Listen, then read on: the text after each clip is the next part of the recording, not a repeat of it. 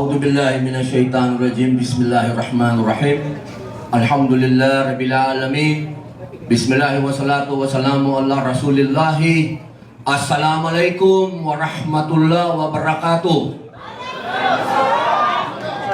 Sumayin niyo po ang kapayapaan. Mga mahal kong kababayan, ito po ang araw na itinakda. Walang iba kundi ang aking kapatid, ang aking pinagmamalaki, ang aking sinasaluduhan, ang bagong Pangulo ng Partido Demokratiko ng Pilipinas, laban Sebastian Duterte!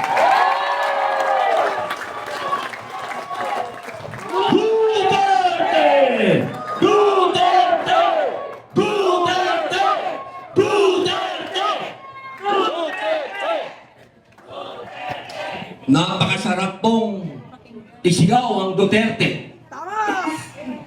Sapagkat alam po nating lahat, batid nating lahat, naramdaman nating lahat ang pagbabagong dinala ni Tatay Digong. Hindi po tayo nandito para makipagbulahan. Hindi po tayo nandito para sumipsip. Tayo po ay nandito para makiisa sa pagbabagong naantala. Batid po nating lahat.